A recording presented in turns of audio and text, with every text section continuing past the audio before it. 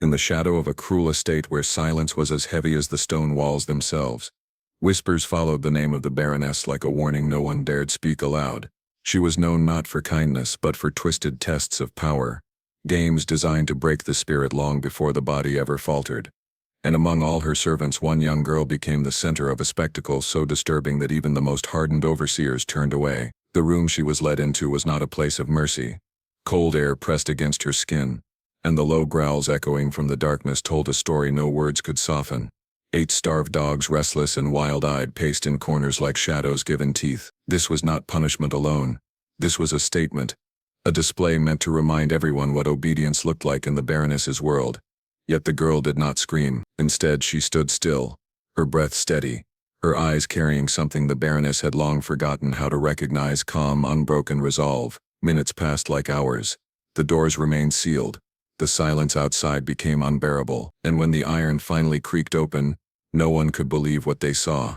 The girl walked out slowly, unharmed, her posture unchanged, and behind her every single dog followed as if bound not by fear but by loyalty. As if some invisible thread of understanding had turned terror into trust. From that moment the legend was born, not of cruelty but of something far more unsettling to the Baroness. A power she could not control, a strength untouched by chains, and a mystery that would echo through the halls long after the growls had faded. The Baroness had always believed that power was something to be demonstrated, not simply claimed, and within the tall iron gates of her estate she ruled with a precision that left no room for question or comfort. Every corridor echoed with the soft, rehearsed steps of those who feared her presence. Every whispered instruction carried the weight of consequences that no one wished to face. Servants moved as if guided by invisible strings, their eyes lowered, their voices restrained, understanding that obedience was not merely expected but demanded as proof of loyalty. In this world, kindness was seen as weakness, and any hint of defiance was treated as an offense that required correction, an example to remind others where true authority resided. It was not enough for the Baroness to command silence or obedience. She sought to control the very will of those beneath her. Her methods were calculated, theatrical in a cold and deliberate sense, designed to instill fear so deeply that it would linger long after she had left the room. Each act of dominance was staged as a lesson, each moment of discipline carefully observed by others who understood that what was happening to one could just as easily happen to them. Rumors of her cruelty traveled through the estate like a slow-moving shadow, shaping behavior before a single word was spoken.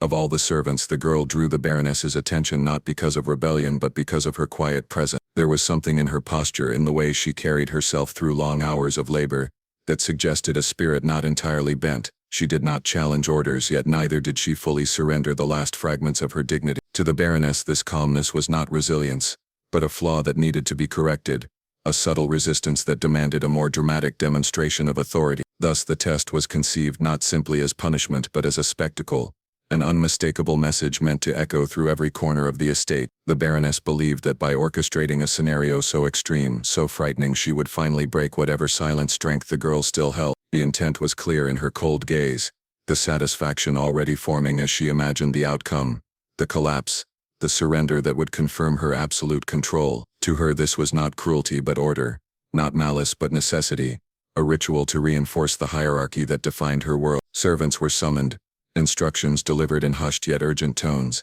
and a heavy atmosphere settled over the estate as word spread of what was about to happen. No one dared protest. No one allowed their face to reflect the fear tightening in their chest. They understood that to question the Baroness was to step into her line of focus, and none wished to become the next example. The girl, however, was brought forward with a quiet dignity that neither pleaded nor resisted, her expression revealing neither panic nor relief, only a steady awareness of what awaited her. As the Baroness prepared the stage for this demonstration of dominance, every detail was deliberate, every movement planned to maximize impact. The locked room, the reinforced door, the heavy silence that followed the girl's entry were all part of the carefully sculpted image of power. For the Baroness, the act itself was secondary to the message it would send, the unspoken warning that would ripple through her domain and reaffirm her position at the unchallenged peak of authority. Outside, those who witnessed the preparation stood frozen, eyes cast downward, minds filled with uneasy thoughts they dared not voice. The Baroness observed them with quiet satisfaction, knowing that their fear was working as intended, shaping behavior, reinforcing obedience. She did not need raised voices or chaotic theatrics. Her control was refined, surgical and mercilessly effective, operating through anticipation as much as action. The girl's presence in this moment was merely a vessel for the message the Baroness wished to send, a symbol to be bent and molded according to her vision of dominance. In her mind, the outcome was already decided, the lesson already learned, the power already confirmed. Yet beneath the rigid structure of her authority lay an unspoken tension, a need to assert control so forcefully that it betrayed an underlying impatience with any hint of resistance, even the quietest form. This was the nature of the Baroness's rule, a world constructed on fear, obedience, and the heavy silence that followed every calculated act. Her dominance was not fueled by chaos but by order twisted into something oppressive, a system where survival depended on submission, and where every harsh demonstration reinforced the illusion that power belonged solely to her, and that no one beneath her could ever challenge the rules she imposed, the hierarchy she guarded, the image she worshipped as the final and unquestionable truth of her reign. The girl faced the locked room with a composure that seemed impossible to those who watched from outside. Every step she took toward the heavy door was measured, deliberate, as though she understood the weight of what awaited her but refused to let it dictate her movement. The air around her felt charged, thick with anticipation, every small creak of the floorboards beneath her feet echoing in the vast emptiness of the hallway. The servants who had been ordered to witness the event shifted uneasily, their eyes darting from her calm face to the iron-bound door, wondering how one so young could carry herself with such unshakable poise in the face of what they feared was inevitable terror. She did not speak. There was no trembling in her hands, no hesitation in her step, only a stillness that seemed almost unnatural in its intensity. It was as if she had made a silent pact with herself, a quiet determination that no matter the threats behind the locked door she would not allow fear to define her. Every heartbeat was steady, every breath deliberate, and even as the heavy lock clicked into place behind her, sealing her within the room, she did not flinch. The sounds of the estate outside faded into an almost oppressive silence, leaving only her own presence and the ominous growls emanating from the darkness beyond the dim light that barely reached the corners of the chamber. The room itself was designed to intimidate, to make the intruder feel small, powerless, and exposed. The walls were cold, the floor hard beneath her feet, and the shadows that clung to the corners seemed alive, moving with a predatory patience that mirrored the expectations of the Baron. The girl's eyes adjusted to the dimness, scanning her surroundings with a cautious awareness that did not betray fear. She understood that panic would only feed the situation, that any reaction the Baroness might hope to provoke would only give her power over the moment. Instead, she rooted herself firmly in the present, her mind clear and focused, attuned to the subtle cues of the environment without letting them overwhelm her. Minutes stretched into what felt like hours as she stood alone in the chamber, the sounds of movement and low growls filling the space in irregular rhythms that might have unnerved anyone else. Yet she remained composed, her gaze steady, her posture erect, embodying a calm that seemed to radiate outward and fill the room with an unexpected energy. Each passing moment tested her resolve, yet she met it with an inner strength that defied the carefully constructed menace surrounding her. She did not shrink back, did not attempt to escape, and did not plead. Her silence was a shield, a declaration of control over her own mind even when the external circumstances were designed to strip her of it. The dogs, wild and starved, prowled the shadows with a low rumbling growl that reverberated through the chamber. Their eyes glinted in the weak light, reflecting hunger and a raw instinctual alertness that made the air itself seem dangerous. Most would have frozen in fear, perhaps even screamed, yet the girl remained unmoved. She observed them with quiet focus,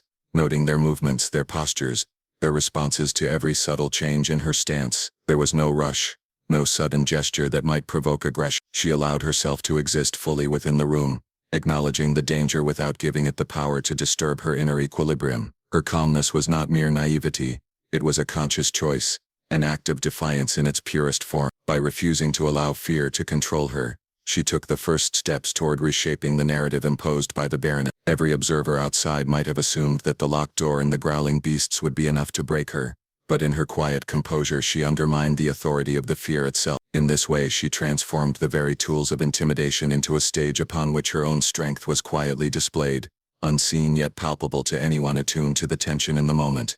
Even as hunger and restlessness echoed in the low growls surrounding her, the girl remained centered. She understood that every flinch, every shiver, every whispered plea could have been recorded as weakness, used as evidence of failure. She chose instead to maintain an unbroken presence, an unyielding awareness that kept her grounded even as the room threatened to overwhelm the sense. Her thoughts did not scatter, her focus did not waver. She became in that chamber of menace a figure of stability, of quiet control, a human anchor in a sea of chaos orchestrated to dominate and terrify. Time continued its slow, relentless passage, each second amplifying the tension that had been meticulously crafted by the Baroness. Outside, those who had been instructed to witness the scene could feel it, even through the thick wall. The girl's stillness was unsettling, a disruption to the narrative of fear that had been designed with precision. The Baroness had intended for panic, for struggle, for visible submission. Instead, the girl's composure became a quiet rebellion, a refusal to be manipulated by intimidation, a subtle yet powerful resistance that challenged the expectations of everyone present. Every instinct in the room seemed to revolve around the girl's calmness. The dogs, sensing no aggression or fear, began to hesitate in their pacing, their growls less frequent, their eyes tracking her without the immediacy of predatory intent. It was as if the presence of the girl introduced a new dynamic that altered the natural order of threat, a force of awareness and tranquility that redefined the interaction entirely. She remained aware of every movement, every sound and every breath, using her stillness as both shield and statement, demonstrating control in a situation designed to remove it entirely. Her calmness was her power, an assertion of self in an environment meticulously constructed to suppress. It was not passive, it was active, deliberate, and transformative, turning what was meant to intimidate into an opportunity to demonstrate the strength that fear could not erode. Every heartbeat, every measured breath, every quiet observation of the room reinforced the idea that she had not entered as a victim, but as a presence that could not be dictated by external threats. In the Baroness's world of dominance and expectation, this was a profound shift, a quiet revolution that changed the meaning of control within the space. The longer she remained, the more the tension shifted subtly in her favor. The dog's restlessness began to synchronize with her own measured movements, their instincts tempered by the unusual composure of the girl who faced them without flinching. The air that had been heavy with menace gradually transformed into an arena of silent understanding, a space where the intended terror was slowly replaced by something altogether different, something that no one outside could have anticipated. The girl's calmness had become a force, reshaping the environment and the behavior of every living thing within it, a testament to the power of unwavering presence, even in the face of deliberate intimidation. The dogs were meant to be instruments of fear, their lean bodies coiled with hunger, their teeth sharp and glinting in the low light, eyes reflecting the anticipation of violence that had been ingrained in them through neglect and cruelty. They had been kept in conditions that sharpened instinct and desperation, their movements unpredictable, their growls a constant reminder that any misstep by the girl could result in immediate danger. The Baroness had orchestrated their presence with precision, certain that their instincts combined with her human manipulations would ensure that fear, submission and panic would define the outcome of her cruel test. Every detail had been designed to make the girl break, to force her to react in ways that confirmed the power the Baroness believed she held over life and spirit alike. Yet, when the girl stood in the center of the room, calm and composed, the dynamic shifted in ways that no one could have predicted. The dogs, initially restless and aggressive, began to register something in her presence that was different from the usual. She moved with measured grace, her gestures deliberate and non-threatening, yet there was a quiet authority in the way she carried herself, a presence that seemed to radiate control without the need for force. They circled and paced, muscles coiled, eyes flashing, but instead of lashing out they began to observe, to respond not with immediate aggression, but with a hesitant attentiveness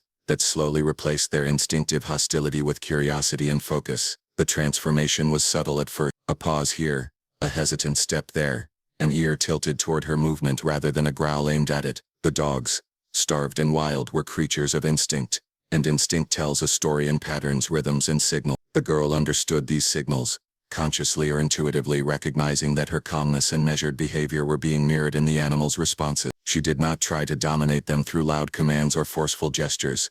Instead, she created a space where fear was unnecessary and restraint became natural. This was not merely survival, it was a quiet negotiation, an unspoken communication between human and animal that defied the intentions of her captor. Her movements were minimal but deliberate. Each step, each breath, each glance carried a kind of rhythm that the dogs began to synchronize with, a signal that there was no threat in her presence. She extended no hand in sudden aggression, made no abrupt noises, and instead allowed her body to express calm, steady confidence. The starving dogs, creatures conditioned to unpredictability and violence, began to mirror this behavior. They shifted from tension to a state of alert attention, their growls softening, their postures lowering, not in submission but in recognition. The room, once tense with the anticipation of attack, began to carry a new energy, one of acknowledgement, of understanding, and ultimately of alignment.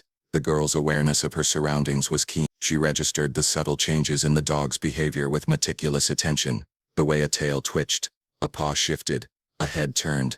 Each micro-movement became a dialogue, and she responded with micro-adjustments of her own, never breaking the rhythm of calm that had been her shield. It was a delicate balance, a continuous interaction where every action, no matter how small, carried meaning. The dog's hunger and restlessness remained, but their response to her composure demonstrated a shift in power. Here was someone who could command attention and loyalty not through force, but through presence, through a mastery of stillness that they instinctively recognized and respected. The Baroness, watching from behind the thick walls, would have expected chaos, screams and submission. Instead, she observed a scene that defied her calculation. The dogs, once instruments of terror, were now drawn to the girl's presence, following her movements, adjusting their behavior in subtle synchrony. It was as if the very tools of intimidation she had so meticulously prepared had been rendered powerless by the singular force of her composure. The intended lesson of fear was not delivered.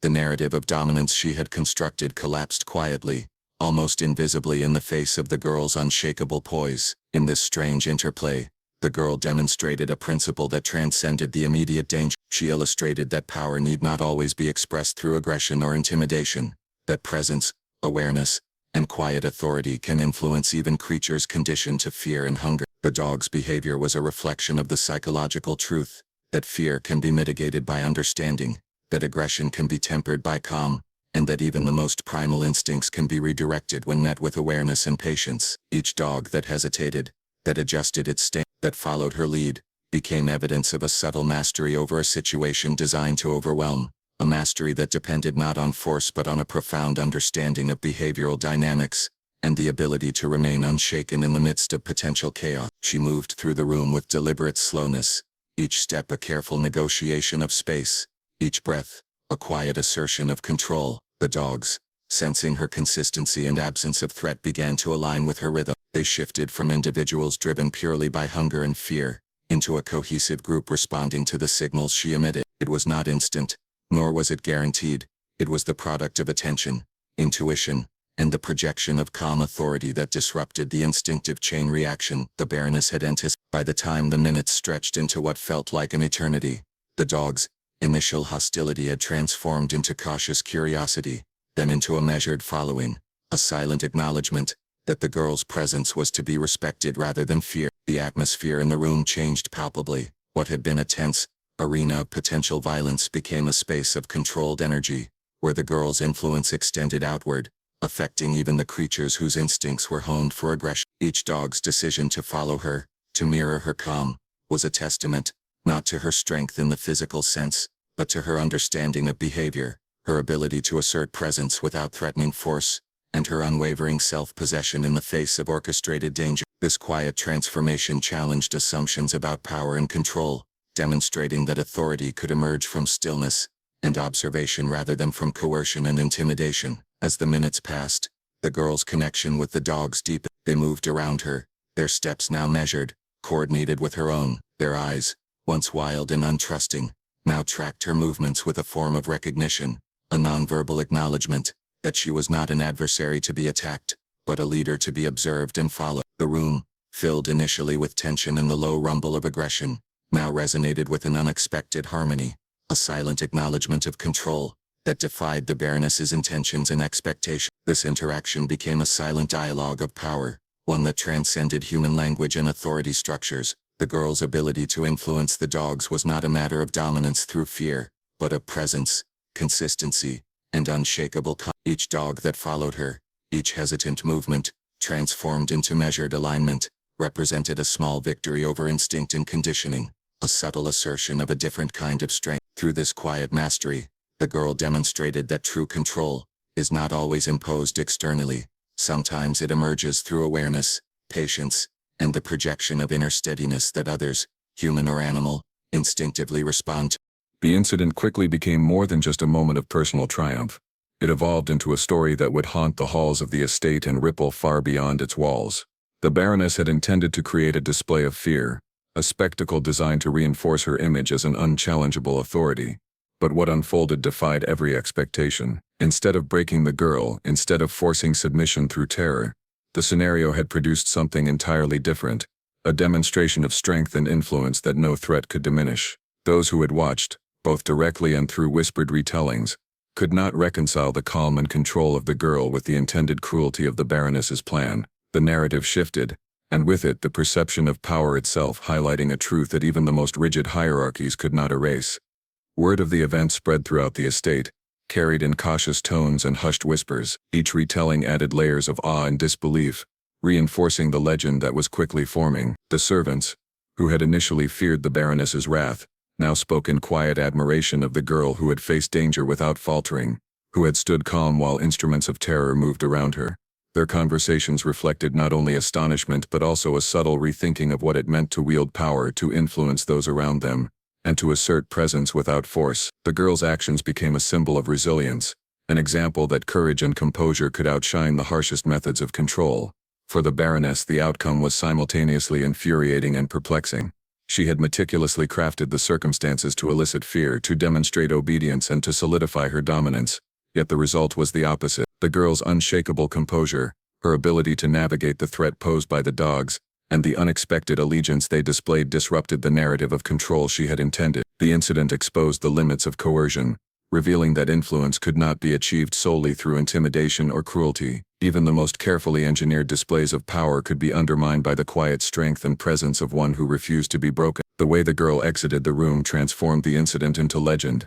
She walked steadily through the door, unflinching, and behind her each of the 8 dogs followed in orderly obedience, a striking contrast to their previous restlessness. Observers could scarcely believe their eyes. Creatures meant to incite fear and enforce submission now responded to her as if she were a leader, drawn not by command but by the consistency and authority of her presence. It was a profound reversal of roles, where the intended instruments of terror became followers, acknowledging the girl's calm as a signal that reshaped their instincts and behavior. The visual of her walking forward with the dogs trailing behind became an image that would be recalled and retold countless times, emblematic of the power of inner strength. The transformation extended beyond mere survival. It was a statement about the nature of influence itself. The girl had demonstrated that power did not always reside in those who wielded tools of fear or enforced obedience through intimidation. True control could emerge from understanding, patience, and the ability to remain unshaken under pressure. The dog's behavior illustrated a universal principle, that respect and alignment could be earned through calm confidence and awareness, not through brute force or coercion. In this way, the girl's actions redefined what it meant to command attention and loyalty, not just in the room but in the wider consciousness of the estate. As the story circulated, the girl became more than a servant. She became a figure of inspiration and quiet defiance. Other servants began to see in her example a path to navigate the harsh realities imposed by the Baroness, a reminder that even in the most oppressive conditions, composure and intelligence could shift the balance of influence. The Baroness's authority remained, yet it was subtly questioned, destabilized not by confrontation but by the demonstration of a different kind of power. The legend of the girl and the dogs highlighted the limits of fear and the enduring strength of those who maintain control over their own presence and decisions, regardless of the external threats they face. In addition to influencing the servants, the incident challenged the Baroness herself, though she would never openly admit it. Her carefully maintained image of invincible authority had been undermined by a quiet, deliberate act that she could not erase. The girl's calm in the face of orchestrated danger forced a reevaluation of what it meant to be powerful, revealing that dominance imposed through fear was ultimately fragile when confronted with unwavering inner strength. The incident suggested that leadership and influence could be exercised without cruelty, that control could be achieved through presence and understanding, and that even those designed to instill terror could be guided through recognition of composure and clarity of intent. The visual of the girl leaving the room with the dogs in orderly formation became iconic within the estate. It was more than a survival story. It was a testament to resilience and subtle mastery over a situation deliberately constructed to intimidate. Each retelling emphasized her calm, the calculated patience with which she moved, and the profound shift in the behavior of the dogs. The spectacle revealed an essential truth, that influence could be exercised in ways far more enduring and meaningful than brute force, that quiet authority could reshape instincts and perceptions, and that courage could manifest not as loud defiance but as steadfast presence and deliberate action. The event also became a framework through which future incidents were viewed. Those who experienced similar threats or observed attempts at coercion began to draw lessons from the girl's example. The story was invoked as a reference point for navigating fear, demonstrating composure and subtly asserting control even in the most oppressive circumstance. The combination of courage, calm, and perceptive awareness became a blueprint for resilience, inspiring others to recognize that submission was never the only path, that strength could be found in patience, understanding, and the quiet assertion of presence. Even the environment itself seemed to change in response to the legend. The dogs, once associated purely with threat, became symbols of loyalty and transformation, illustrating the power of calm influence. The Baroness's carefully constructed narratives of fear were challenged, and though she retained formal authority, The moral and psychological weight of the event rested with the girl, who had turned a tool of terror into a demonstration of trust, alignment, and unexpected control. The story underscored that influence could be exercised subtly, that dominance could be reshaped into respect, and that courage could alter not only immediate outcomes but the long-term perception of power and hierarchy within the impact extended beyond those who had directly witnessed the incident. Stories of the girl and the 8 dogs circulated in hushed tones throughout the surrounding area, capturing imaginations and challenging conventional assumptions about fear, authority, and resilience. Each retelling highlighted the extraordinary nature of her composure, the unexpected obedience of the dogs, and the quiet triumph over an orchestrated threat designed to instill terror. The tale became more than anecdotal. It transformed into a parable of subtle power, resilience, and the capacity to influence through presence, patience, and steadfast control of oneself in the face of overwhelming circumstances. The legend was solidified by the very elements intended to intimidate: the locked room, the starving dogs, and the Baroness's calculated cruelty. By confronting these deliberately imposed dangers without faltering, the girl redefined the narrative of dominance, illustrating that true authority could be exercised through calm awareness and integrity. Her example challenged assumptions about who holds power, how it is wielded, and what it means to command respect. The story of the girl and the dogs became a lasting reminder that influence is not solely the product of fear or coercion, but can emerge from composure, understanding, and the quiet assertion of strength even in the most perilous circumstances. The girl's walk out of the room was more than a mere escape. It was a statement that could not be undone. 8 dogs, once weapons of terror, followed her with unwavering loyalty, turning fear into reverence. The Baroness, who had intended to assert unchallenged authority, was left confronted with something far more formidable than obedience, a force that could not be broken by intimidation, chained by cruelty, or dictated by hierarchy. In that single moment, the balance of power shifted, silently yet irrevocably. Word of her composure spread like wildfire, leaving the estate in awe and the Baroness's carefully constructed image fractured. The girl had proven that true strength was not in forcing fear, but in embodying calm awareness and resilience. The dog's allegiance symbolized the profound truth that respect is earned through presence and courage, not enforced through dominance. And so the legend was born, a story whispered in fear and admiration alike, of the girl who walked unbroken from the jaws of terror, followed not by chains but by loyalty, a living testament that power lies not in cruelty, but in mastery over oneself, and that some spirits are simply untouchable.